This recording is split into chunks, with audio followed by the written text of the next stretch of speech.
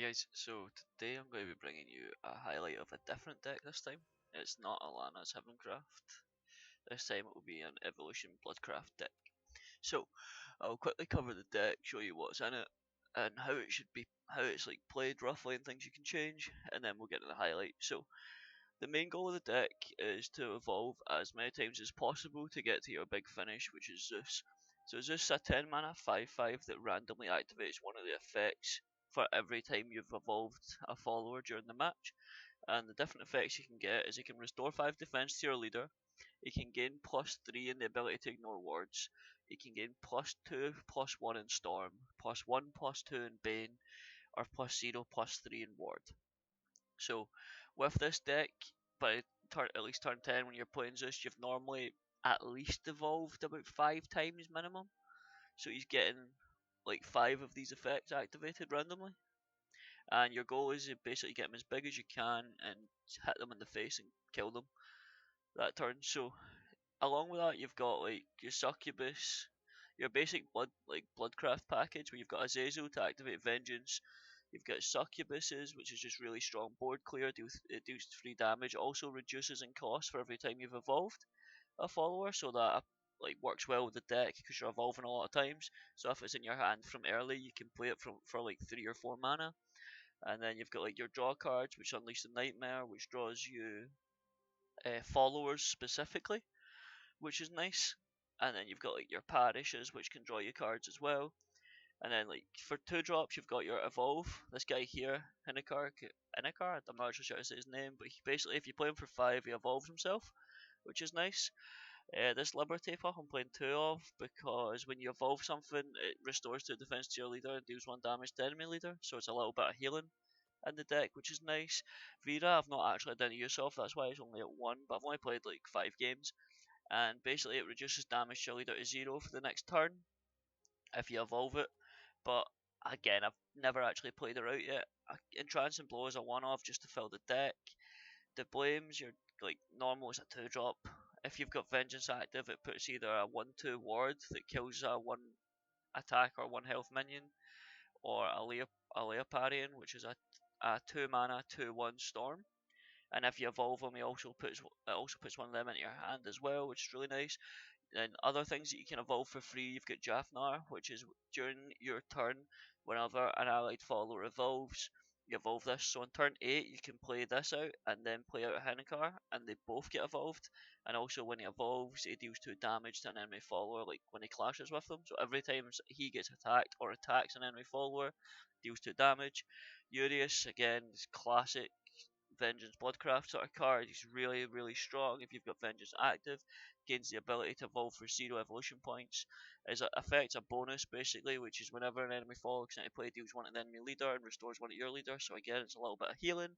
And finally, if he's evolved, anytime he kills a follower, he he restores 4 health. So he basically heals himself back to full. I'm running Trail as well. This is basically three evolutions as well. So it's a 4 mana 3/3, and you can put one of 2 cards in your hand. It's either this card, the Azar or Iza. This is what you tend to go for because when you play it for 2, it evolves an allied Trill for free.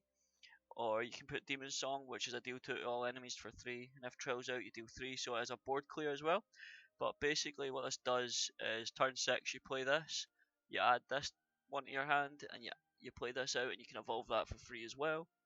And then I'm playing some Lauras because I like the card. If you have Vengeance active, it gives a follower Storm, which I've had quite a bit of use of, giving it to Succubus and swinging for big damage. If you have Evolvers, you get Storm as well, which is nice. Medusa is just there because it's a solid control element for the deck, where when you play it, it summons 3 1/1s, and at the end of your turn, it gives Bane to a random allied Serpent, and it gives Ward to another random allied Serpent. It can't be the same one, it's randomized. And if you evolve it, it puts in a 8 mana 1/7 with Rush and Bane, which can attack 3 times, which is really nice as well. So if you give that Storm with Laura, it can then swing it face 3 times. If you evolve it, it can swing it face for 3 damage 3 times, stuff like that. You also run your Olivia's because it gets you more play points and more evolutions. It's basic reasoning. You know what I mean? It gives you extra evolution. That's what you want. We're also running this Angelic Smite for when you come up against like Portalcraft when they put down the statues, the black and white statues. You can remove them, or you can remove your the Elana prayers, which is really useful.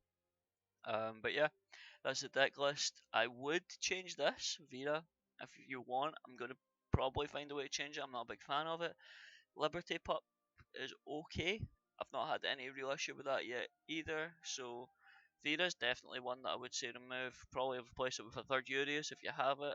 I do not have a third Urius. That's why I've only run two, because I've got very small amount of files right now, so I don't really want to spend them on it. Anyway, so we started today. This is all the games I've played today. So I lost the first one, and I'm on a 5-1 streak since then.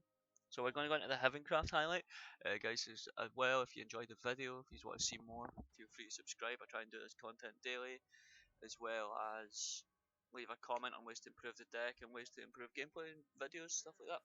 Anything you would like to see, like any decks that you would like to see me play.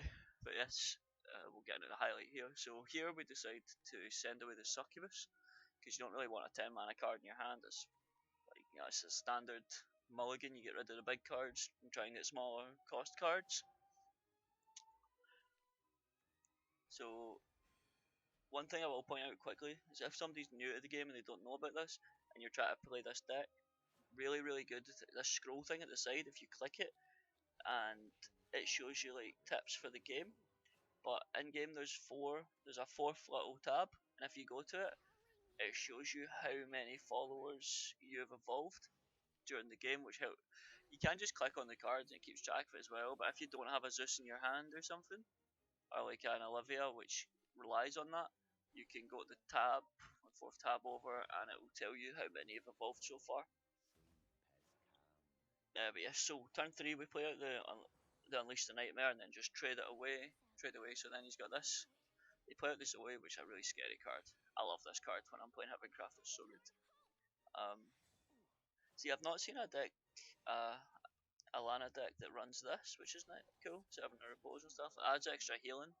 But we're going to play Deblame, and we will evolve the Deblame and get the Peckish Owlcat, because the Peckish Owlcat clears out the Servant of Repose. So Peckish Owlcat to kill this, and then trade Deblame into the Zoe so he can't get any extra draws. And then we'll just push the damage to face here. And then it comes to our turn 5, and there's the Elana. It's what you expect by this point in turn 5, you know. You expect against Havencraft turn 5, put down the Elana as soon as you can. But luckily enough, earlier I drew the Angelic Smite. So my next turn is just basically me clearing this board. So what I do is Angelic Smite away the Amulet, so that they can't keep getting their healing buffs. And then I just send all my creatures, my followers, into the Elana to clear it off the board. Which it sets them back quite a bit, because it means if this player is going to get the Elana off, they need to use their next evolve again, use their only other evolve to get another amulet out. And it also means they have to have the second Elana in hand, which from the way they play here is kind of evident that they don't.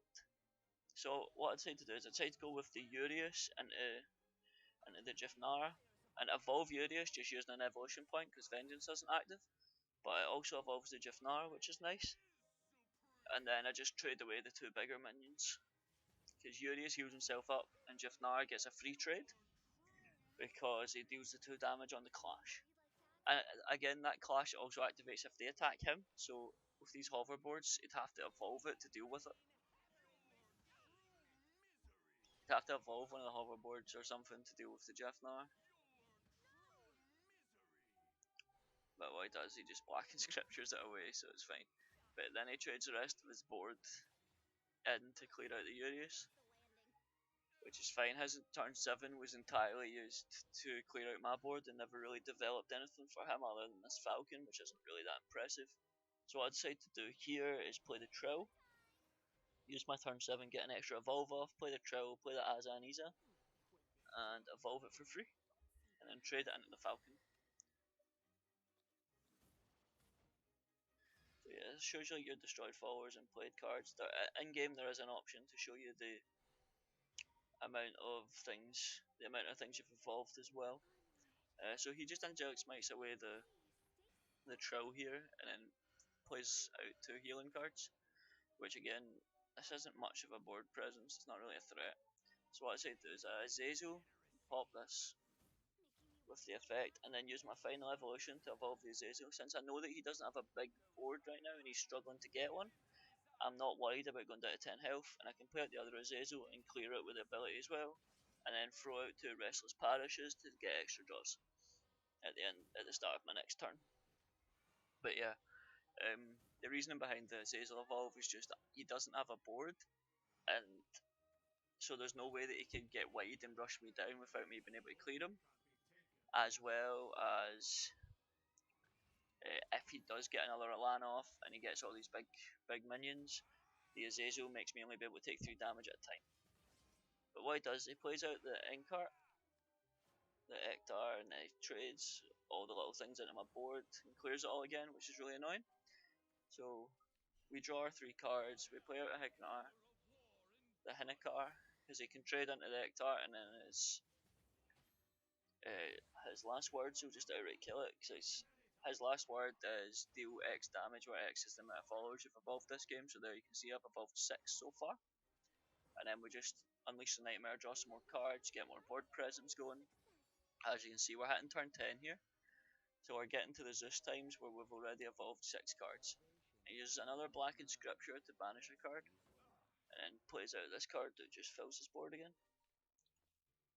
So what we do is we've got another Trill here, we'll play that out and evolve it again using the Isa, the Aza and Isa. And then we play out the Urius and get the free evolve because we're in Vengeance as well. So at this point our board's super strong. We can trade away like Urius gets a free trade into Della Field because he heals himself back up. Then Trill can trade into this, putting me on a 5-3 and then a 2 damage on face. So we don't have lethal on board, but the Succubus would give us lethal anyway. But what this guy does is he fills his board again, and we know if we're keeping track that a few, 2 or 3 of the cards in his hand are currently repair modes. But what he does is he gets the Servant of Repose out and he buffs it up. He plays it for the enhanced ability of 6, get a +3/+3 in ward, and then evolves it. So he's used his other evolve, so unless he runs Olivia, he has no way to get Elana out and evolve it again. So we trade here, trade again, and we just clear out all the wards here and leave up the rabbit. And then we drop Zeus. And he evolves like 7 or 8 times. But unfortunately he stops on 14, 1 short of lethal here. And he plays out the Kel, but he has no actual way to clear the Zeus. Because as you can see, his hand's just repair modes for the most part.